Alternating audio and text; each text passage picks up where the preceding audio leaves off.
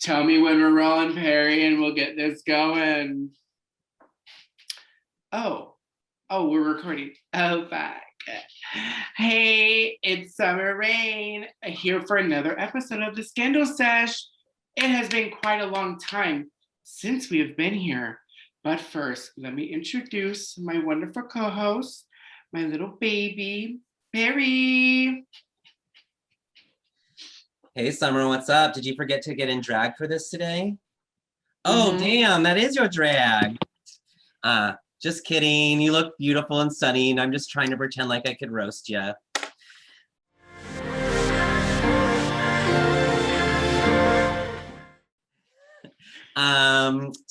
Yeah, like it's been a while. We took a little week off so we could both get some long-deserved rest and recovery, but now we're gonna cruise through 2 episodes of season 13. We're getting into the home stretch. Ooh, I love a little cruising, baby. You know what that means, anonymity, and we don't know what the fuck's gonna happen, okay? But ooh, someone's feeling vaccinated, I can tell. You are so dumb. Facts for facts. Show me your card. So yeah, let's go back a little ways. Let's go talk about the roast. I'm surprised they didn't have a runway this week. I feel like that some of the girls definitely could have used an opportunity to have a second moment because the roast is a really hard one, but it was all just based on just that one challenge. I know some of the queens looked good, but the roast is always scary. I am not a funny person, and much like we're gonna find out, like Candy, I kind of go with the flow and kind of bring things up sometimes. But that is when I'm feeling something and my elixirs are mixing me up crazy. Want to pour you a stiff one? Oh my God. The harder the better, baby. That's what I say. So really quickly, they had a mini challenge. It was a silly, goofy mini challenge where one's the arms and one's the face. It's always just for laughs, but kind of more stupid than anything. What, like, did you agree? Like, did you like the winner? Yeah, I love Rosé, starting off great, making Rue laugh and just constant laughing. And it's the hands, right? Like Utica was my favorite. She had these long arms. It almost seemed like she was reaching up to here. And the way that she was doing things, reacting to what Gottmik was saying, it was pure gold. Yeah. I loved it. I couldn't stop laughing. I kind of thought that Gottmik and Utica were going to win that one because like Utica's super long arms just made it even more comedy, like just on top of everything else. But also Gottmik's really showing herself to be funny, like out of nowhere. Like some of these jokes are, I don't know. You think of Gottmik as the fashion queen, but she's got some comedy chops too, and she was like right on timing. Absolutely. The biggest one that I thought was funny was when Utica put her finger in the powder and put it up to Gottmik's face. And the first thing you think of is like, cocaina, and you just go in for the nose, but she puts it right in her mouth. And I was like, that is clever. Save it for TV land. Well, so the winner got to set the order for the roast, and surprisingly, like Rosé and Candy won, they wanted to both be the first person. Like they were fighting over who gets to go first, whereas like that's usually like the worst spot. So right. I was nervous about the lineup, but I was happy that Rosé was like, stop, hey, hold up and listen. We're gonna put our names in first and pick our places because we forget about ourselves all the time in these challenges. But I don't know if I would pick the beginning or the end, but I would pick somewhere that I'm gonna be funnier than the person next following me. Which in this case, like Candy going first and then Simone afterwards. Simone is funny, so she could bring anything and then make Candy look bad. Yeah. Yeah, Not gonna win a challenge, Candy. I think that I think if you're confident, being last isn't a bad spot, because if you think you're going to do well and you do well and you're the last thing on the judge's mind, that's a good spot to be. So like um that position I totally got, and it made sense for Rose to be there. But going first, like if you bomb it, you really like Ahora UK. Hello. But I guess we'll find out later. It pays off. So Candy went first. She actually looked good. This is one of her better looks she's had in a while. It was kind of a cheap dress. Yeah, she was cinched. It was kind of a cheaper looking dress, but it like sometimes simple is better when it works like that. And her makeup was on point. She was funny. She came out strong. She really like her brand of humor and how she approached it. She like set the tone, and it really was going to be hard for anybody to not compare them to Candy after she started off.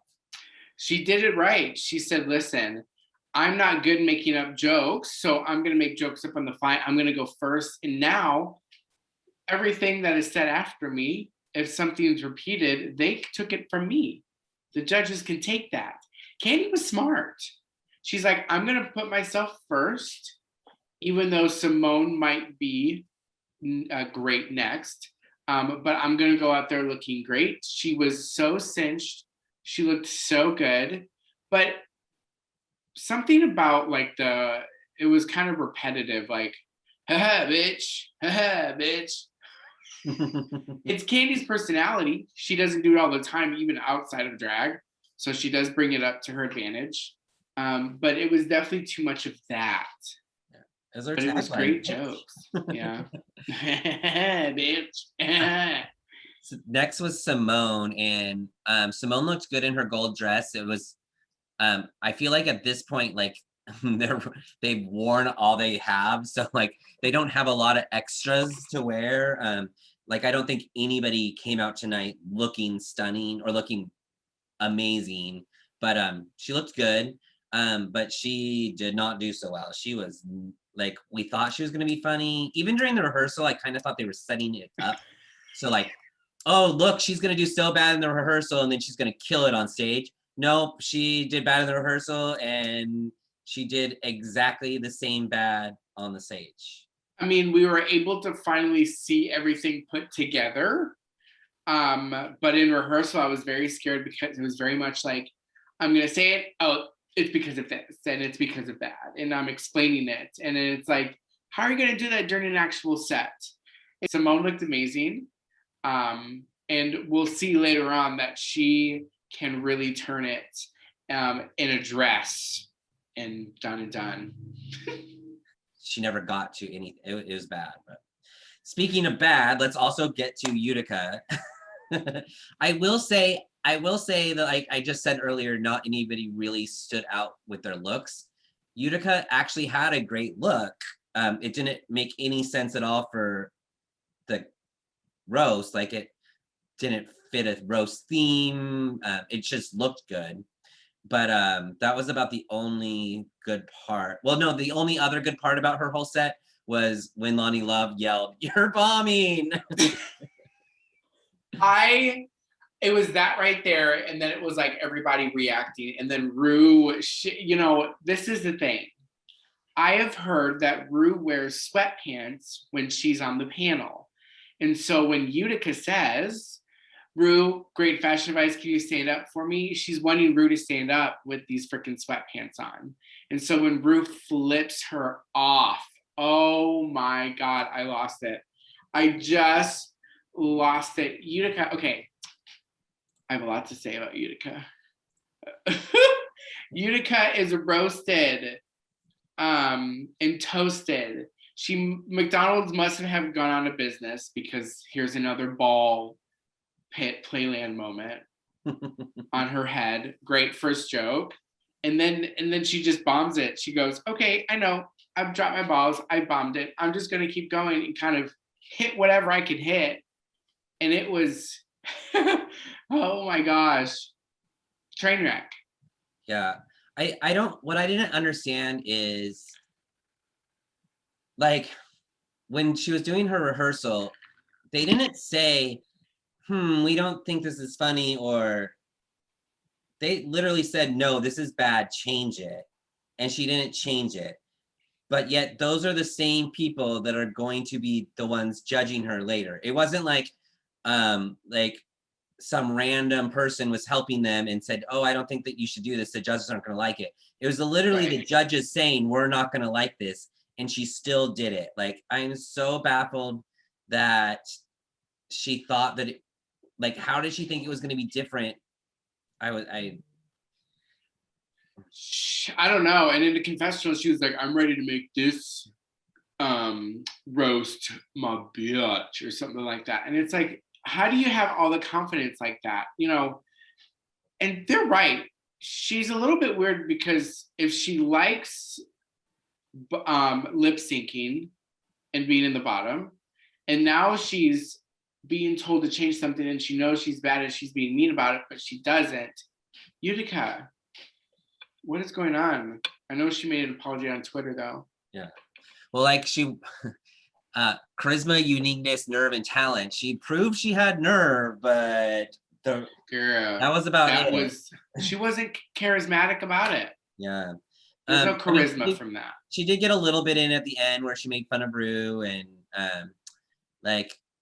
but by that point in time, it was so bad. She'd already lost it. Anyways, enough about Utica. Let's talk about Gottmik. Gottmik's look was simple but good, elegant. I like it was fitting for a roast. But I honestly thought Gottmik's was one of the funnier roasts. I think part of it why I was laughing so hard was because it was so unexpected for me. I wasn't surprised by Candy's brashness. I wasn't surprised by Rosé's normal perfection, but Gottmik, I was like, I don't know what to expect, and turn after turn, it was surprises, but a good surprise. Yeah, especially coming after Utica, you're wanting the next person to come next now, and they better be funny. Gottmik got it, and she, they are not good at it, but they say it anyways, but it comes across like she's scared to say it. Yeah. But when she says it, it is hilarious. And everybody was coming for Valentina's Rent performance. I enjoyed it. It was pretty bad. I love Rent, and Angel's my favorite character, and it was very one note, but overall the Rent wasn't bad, but Valentina's part was pretty bad. My favorite joke that Gottmik had though was the one about Ross Matthews, where she's like, you didn't come until the pizza got delivered. I can see Ross Matthew in his caftan in Palm Springs, by the pool with pizza. There we go. Yeah. Honeymoon. It was great. It was awesome. Yeah. And then the Olivia came out. Second to last. Honestly, her jokes wouldn't have been as bad if she wasn't reading them off the card. Because they were saying she was being too cutesy, but I think it was it was the reading it off the card part that made it she didn't even know what she was doing. So it was cutesy and dumb. Whereas if she wasn't reading it off the card, I think she could have made the cutesy part work in her favor. But yeah, maybe if she was acting more of that being a natural thing, I don't know if I said that right. Acting more natural of that kind of playfulness, niceness, then it was overly exaggerated. Yeah. Well, you can't play oh, I'm being nice and cutesy, but I'm reading exactly what I wrote down. You can't oh, it just came out that way when you are looking at a card saying it. Well, also, she says, I want to be that nice person that, oh my gosh, she says that, but she's so nice. She never said anything that was ooh. No. So it was what I mean, and then she was like 1, 2, 3, 4. That part was like, okay, Olivia, you look great. You do. You've got You some did good look fingers great. in I love there. that dress. And that one where she said, "You signed the Declaration of Independence as parent/guardian." You could hear everybody in the entire studio cracking up at that. That was clever. But Yeah. then like she was like, like enjoying it first. When she got to Oh the God. untucked and she was like, so I want your guys' honest feedback. What did y'all think? And then they're kind of like, no. And then she's like, well, fuck you. Like, it's like, why does she like keep asking for this when she almost is like setting herself up for like failure. Like, but and then the last one was Rose, and Rose was hilarious. But can we talk about that look? Like, what was she wearing? It was ugly. That was a full-blown costume. What did Ruth say? Like both like from Madison Square Gardens or something like that. I don't remember. I mean, straight up, I don't know. I mean, she must have been hot in Did that you see her outfit waiting. Instagram? Because on her Instagram, the way she did it with like a fire extinguisher and like actual fire, it looked cool, but that didn't play on stage. It was just very boring and didn't make any sense. And Elvis in Las Vegas just opened up. They're ready to go. She just got her hair glossed. Rose. Oh, I like Rose. She was great. And you're right. I don't know if you said this, but you're right all the time, Perry. But you're right all the time, Perry. But you're right all the time, Perry. She didn't use cards. I think that was great. She, but I think that the judges were right when they said that she was a bit better during practice. I thought that she was.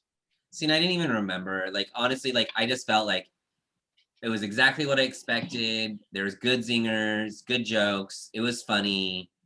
It was cool she didn't use the cards, but like there was nothing like that completely stood out that I like remember. Like I just remember her being funny. Like I remember laughing and enjoying it, but I don't remember like not like even Olivia did bad, but you remember the Independence Day joke, or like Utica did terrible, but I remember the pants joke. I honestly don't remember any specific moment from Roseanne, but it was funny. I just remember enjoying it. Yeah, I liked the end when she was like, "And Candy, I want to thank you so much for coming out here first and coming to a roast when you are a roast. Thank you so much. That was cute."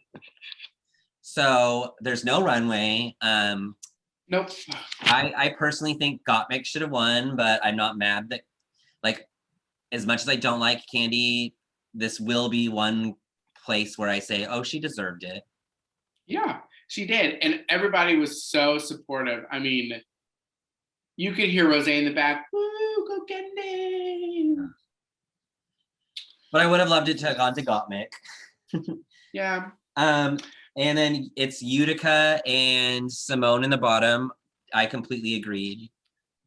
Yeah, absolutely. And, thank God for Ariana Grande for having so many songs and being the most played artist in RuPaul's Drag Race history. It is in the Guinness Book of World Records, right next to Darcel, 15. Awesome. Way to go, Ariana. And welcome to The Voice. I'm surprised that she's never made an appearance on Drag Race, has she?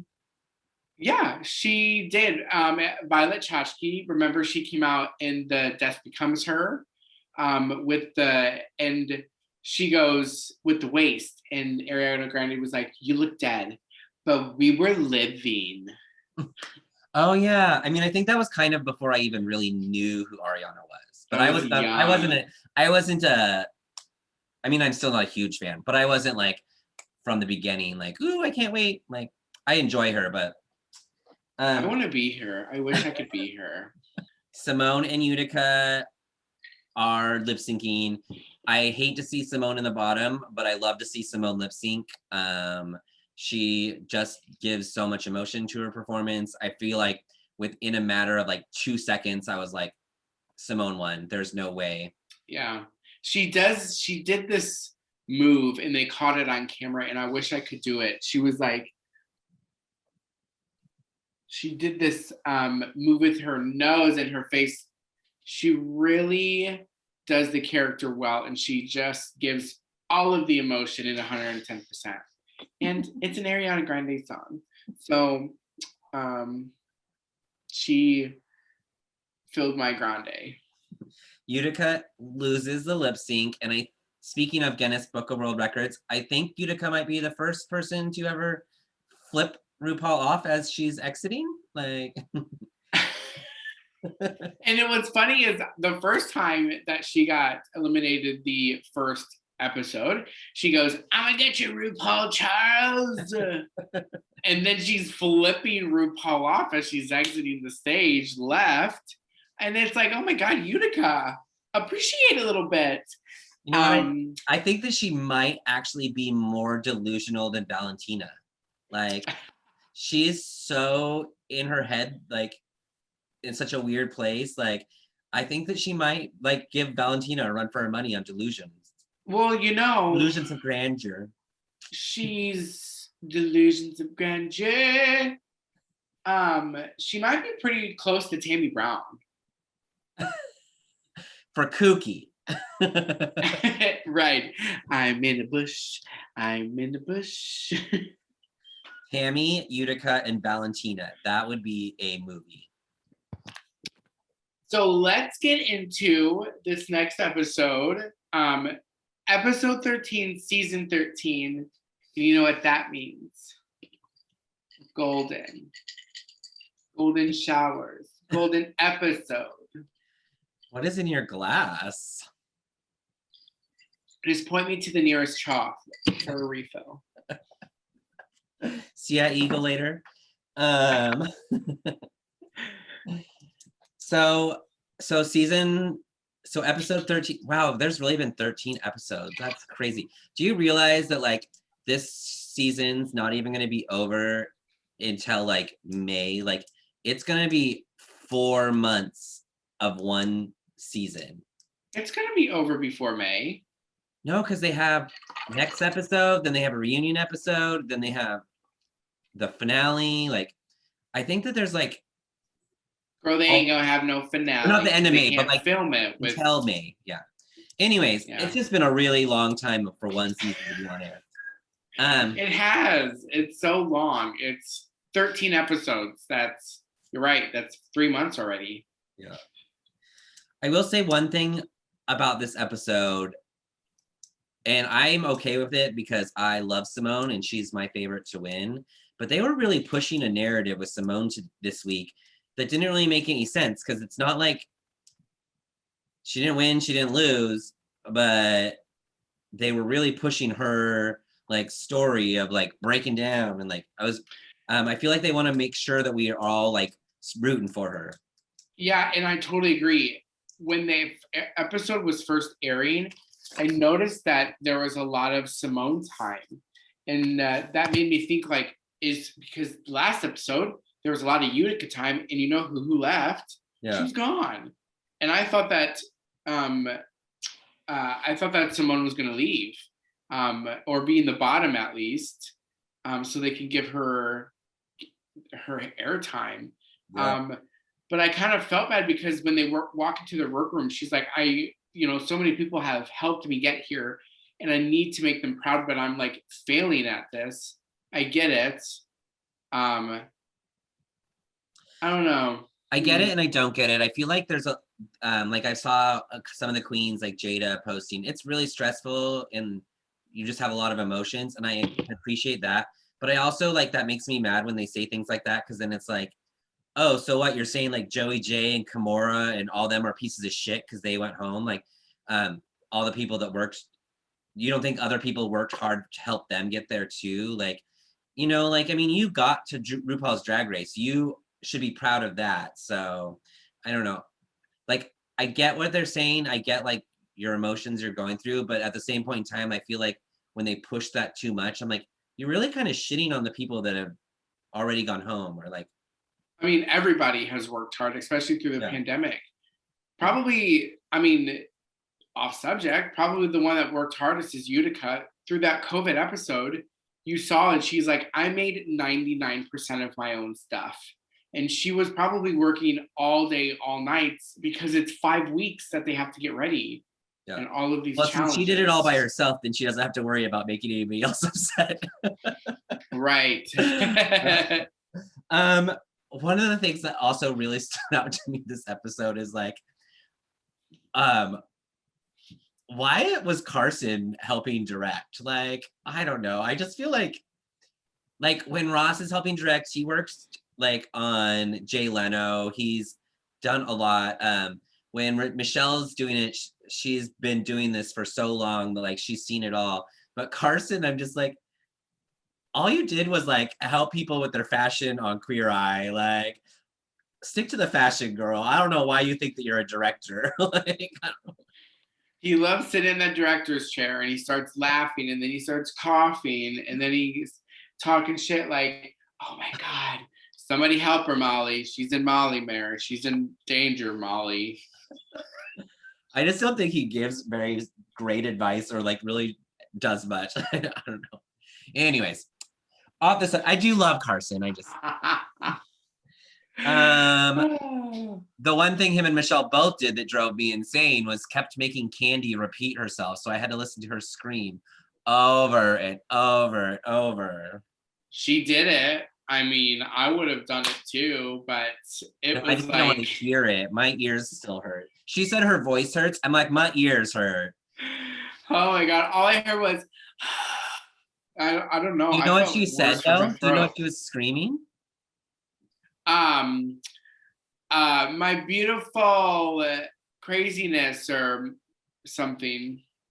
Yeah, I had to turn closed captioning on because even though I heard it 20,000 times, I still had no idea what she was saying. And if closed captioning is correct, she was saying my beautiful wickedness, but that's it. She goes, my wickedness is beautiful. And then Michelle's like, do it again. It's beautiful wickedness.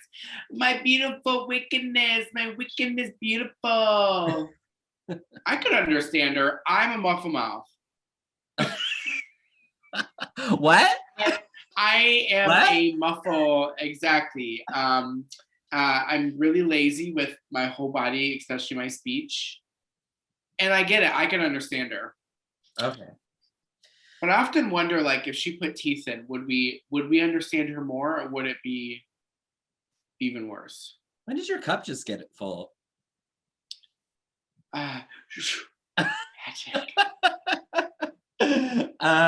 So this episode, not only did they get Scarlett Johansson, Cynthia Erivo, and they got Colin Jost. Like, Who's Colin?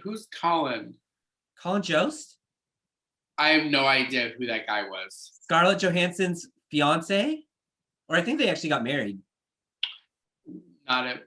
He's the Weekend Update on Saturday Night Live. Colin Jost and Michael Shea, the Weekend Update. Do you want to watch Saturday Night Live? Saturday Night Live. Oh, he's probably a new cast member. I haven't seen. No, he's not a new cast member. He's when they do the Weekend Update. Michael Shea and Colin Jost, they're the ones that give like the whole, like it's the every week they do it every single week. And he's been on there for like 7 years. You said SNL skit, right? It's not. It's the one where they do the Stefan. Well, I mean, back in the day, yeah, like Stefan used to join the Weekend Update when it was Seth Meyer, but after Seth Meyer, then it was after Seth Meyer, it was Cicely Strong, and then now it's Michael Shea and Colin Jost. I stopped at Seth Meyer. It's been that way for a long time. Ooh. I just realized this year's my 10-year high school reunion. She a old bitch now. So old. Downhill from here. Time to start buying some gray wigs, girl. Their performance Okay, was sounds good. Henny, I Shrunk the Drag Queens. And then their looks, the runway was hot pockets. Was it oat, like Oh. like honey and oat, or like haute, like haute couture? HAUTE. So Oh, like Terre Haute, Indiana, where I'm from. sure. Fun fact. Where the federal prison, the Oklahoma City bomber, was killed there. A lot of killers went through there. Picked one up one time. The sign said no, but he was offering a lot. So yes, haute couture, haute pockets. Also thought they said hot pocket, so Well, I immediately made yeah, one. I think. Where's mine? I'm hungry. Hot pocket. I mean, I think that was the joke. They were playing off of that, but then also being like haute couture. So Simone, Simone, as usual, like coming out, like bringing a piece of her culture, bringing a piece of like her thoughts into an amazing design, into a weird category like pockets. I wore my orange hair, and because I love Simone's look. No, when I saw her, I immediately, for some reason, I immediately thought of David Bowie because he had his little orange hair moment, right? Mm-hmm. With yeah, I don't know why I thought of that, but she looked great.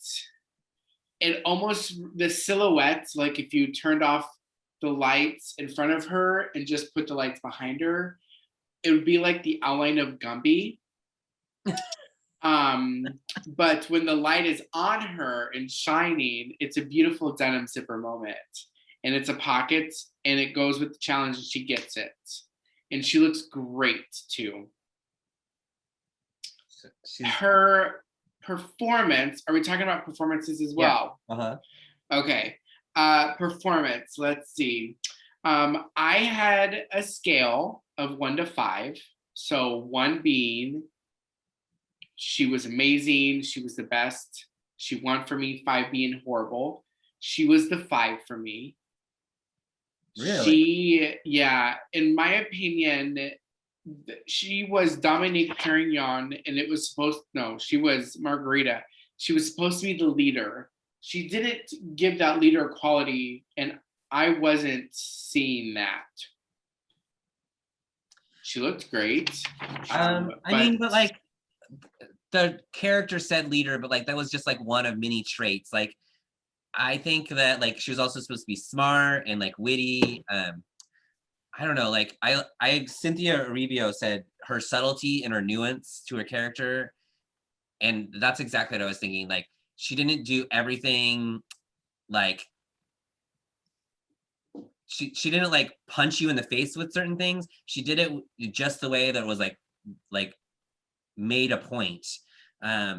Like I know they're supposed to be over the top, but her over the top was almost in the subtlety. Like, and like they were talking about, Olivia was making fun of the fact that she uses her factory voice. Like, whereas like we're like, oh, is she doing the same character again? But it was like that's just her style, but then she added different things to it. Like I didn't feel like it was the same person. It was just, I don't know. I definitely don't think she was the best, but I definitely would have rated her the worst. I thought she did really good. Yeah. Hey, come see, come thought, tomato, tomato, play dough, play data. Olivia, your Play-Doh. Olivia, her look was beautiful, but I wouldn't have known that there, like her hands were in a gap in the dress, but I didn't even know that was a pocket. Like there was just absolutely nothing about it that said pockets to me, but it was beautiful. You're right. I agree. On the runway, she should have been my 5. I take that back. Simone, I'm so sorry. I will send you an apology on Twitter and $200,000 via pen pal. So I agree. Olivia was not looking great. As soon as she walked around the corner, I immediately thought of that outfit that Denali wore, the LeMay, I think it was, where it was like all the sewn on like stripes of fabric. But it wasn't like outstanding to me. It didn't really, like at this point, I need to be like wowed. Like, okay, this is great. And Olivia didn't do it. She didn't give me the ooh, sensation. And then when they talked about her performance, I will agree that the first half of her performance was very one note that we've seen before, but also she did the character she was supposed to do, so maybe she should have picked a different character. But like, are they judging her on the choice she made as a character, or are they judging her how she did as a character? The only thing that bothers me is they said that she didn't show any versatility, but I think that when Rose handed her the reading glasses, her character completely changed, and like that last like 3 seconds or whatever of the skit, like where she, like, I thought that was fun and different and also not expected from her. So I don't think it was as bad as they want to say. The one thing that bothers me every single time when we get to like the final 6 or the final 5 or final 4, they still treat the bottom like, they don't ever say things like, oh, this is how you could have done better. They're always like, this is why you were bad. But it's like, none of them were bad. That's why they're the final 5. Like, I don't think she was terrible.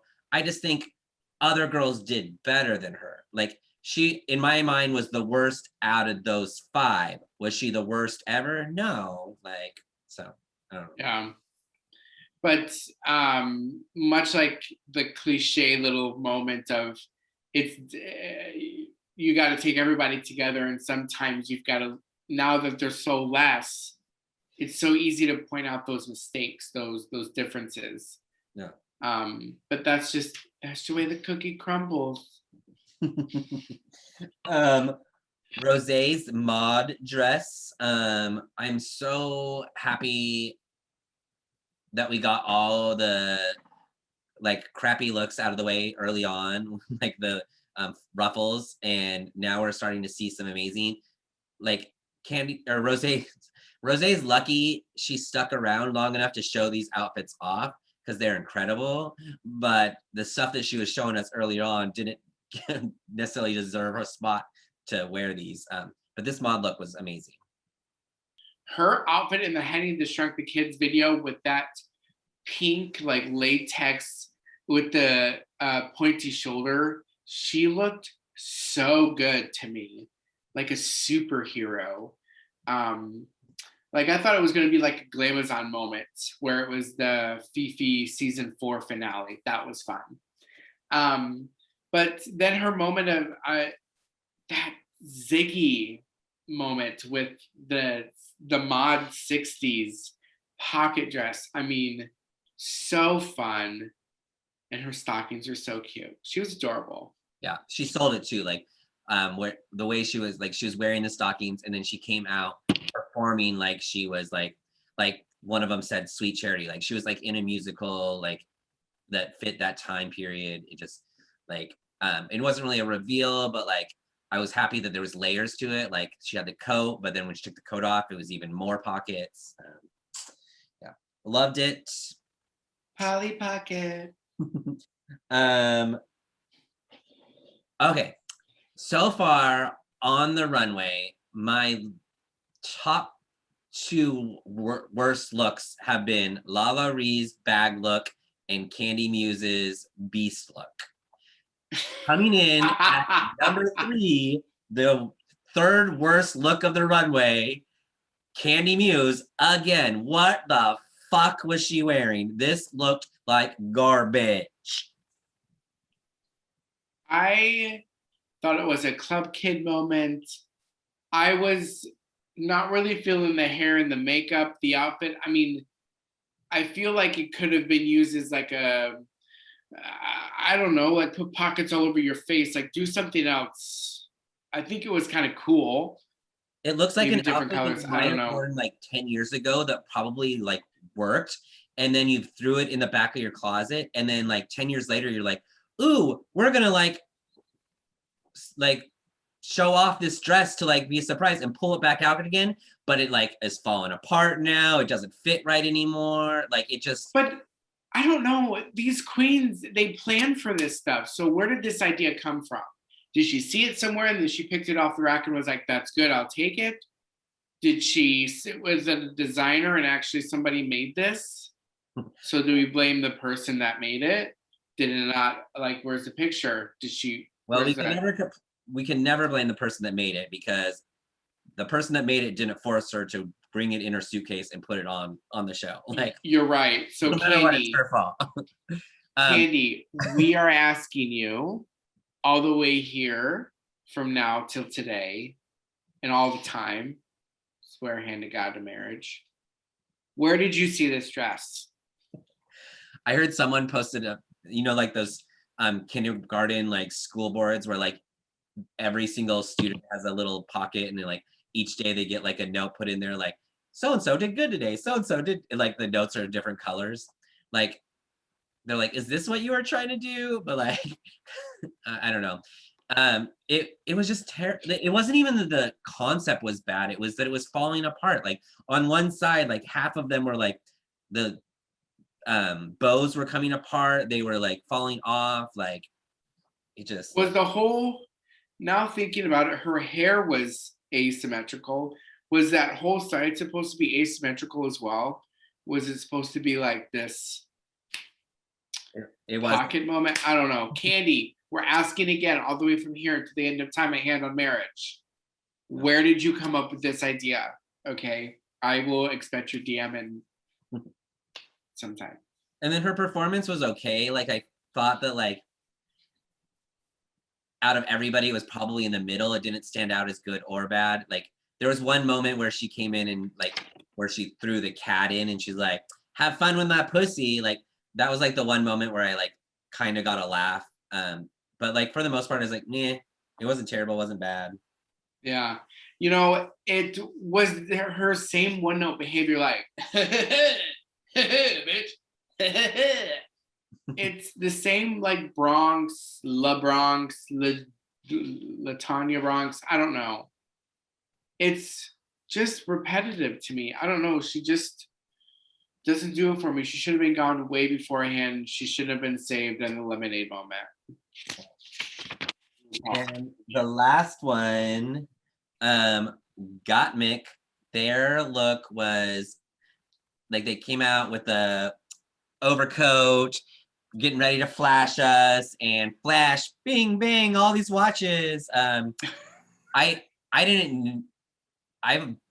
don't remember seeing Hercules. Like it's been so long since I watched it, but I don't remember. She said the inspiration was there's like a guy in Hercules that flashes and like, hey, you want to buy a sundial? It's like a modern take on sundials, would obviously be a watch.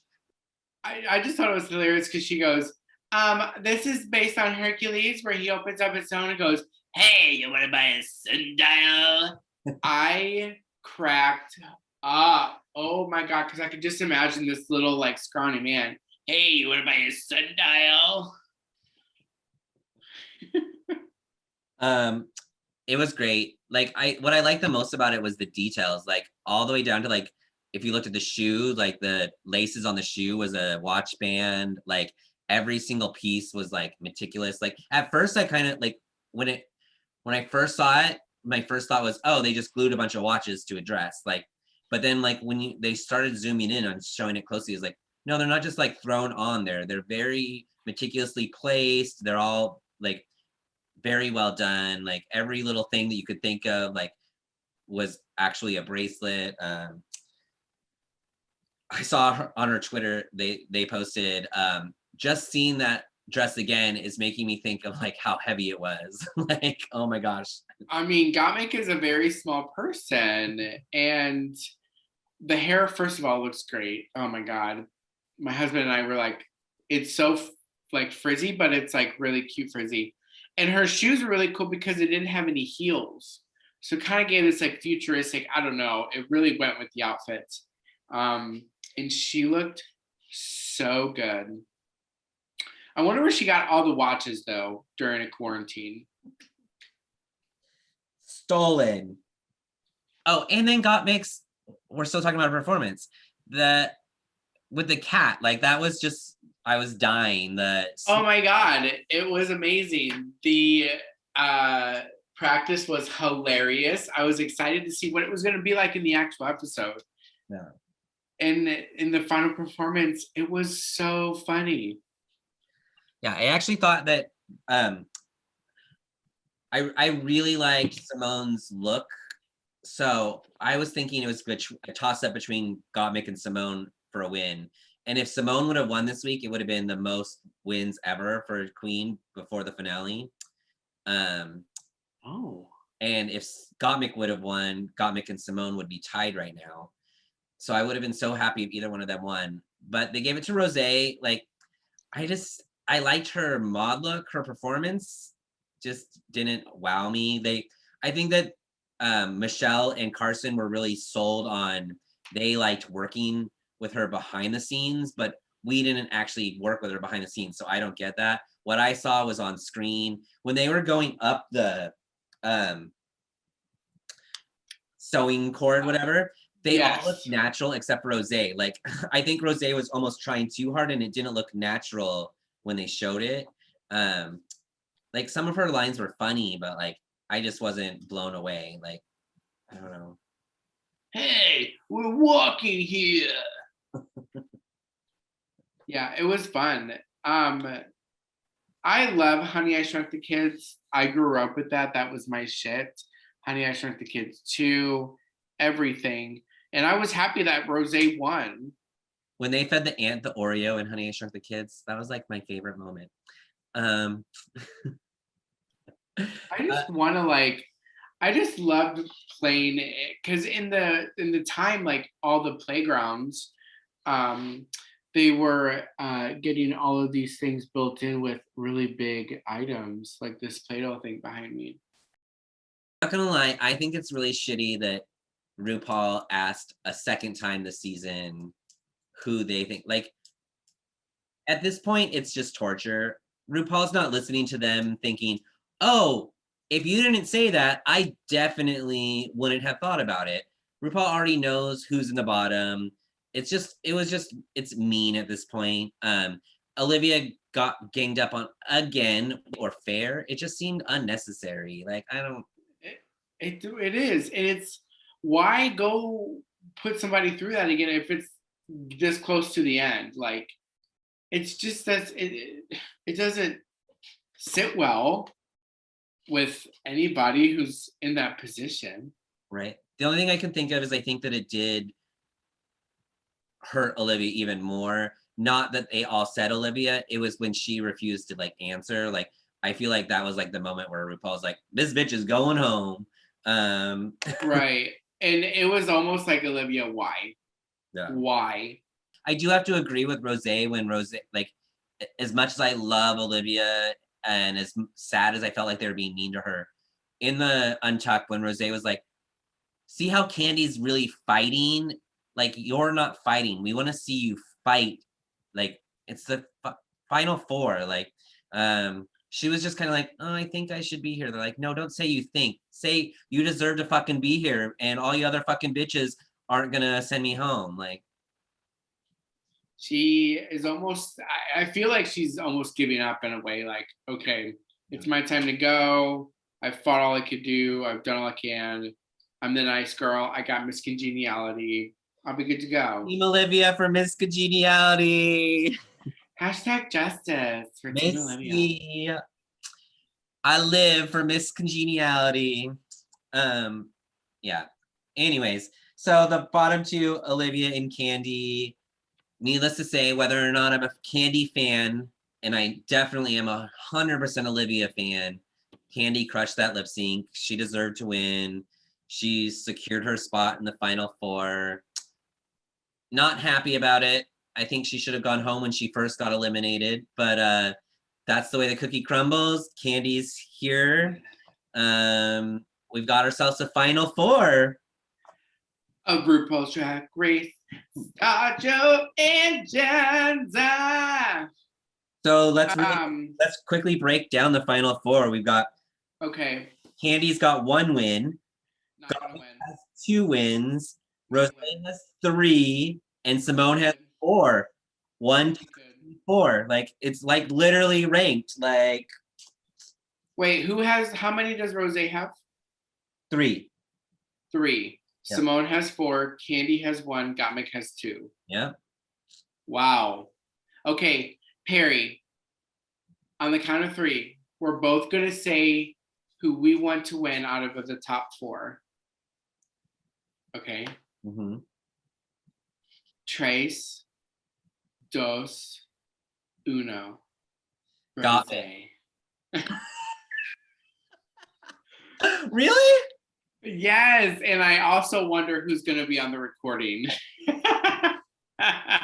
I think it's funny that because I actually am really torn between Simone and Gottmik, but I thought you were going to say Simone, so I said Gottmik because I wanted to represent both. I never would have thought you were going to say Rose. Like, that's cool. I mean, if you think about it, yeah, Simone has been stronger on the runway, but Rose has been kind of stronger on the performance aspect.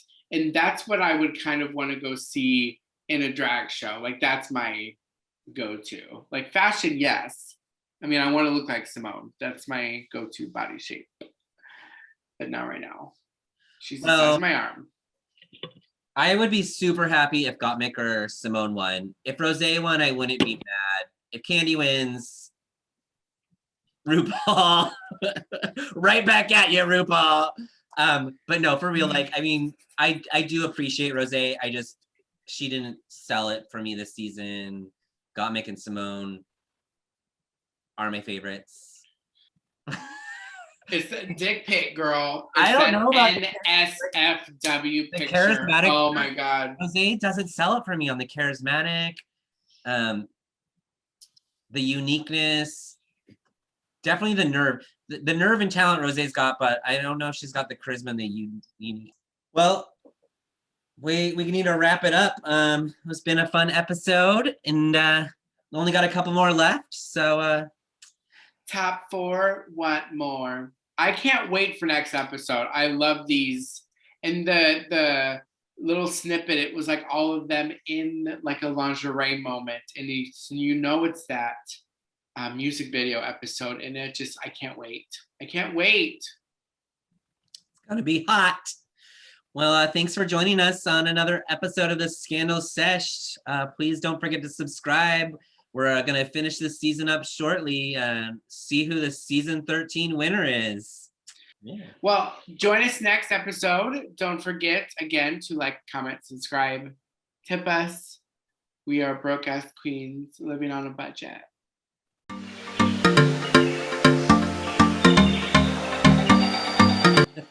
Maybe for the reunion episode, we can get a reunion of all the people that have chatted with us. Oh my God. We could do like a little, quick little flash. Welcome to the stage, welcome to the stage, welcome to the stage.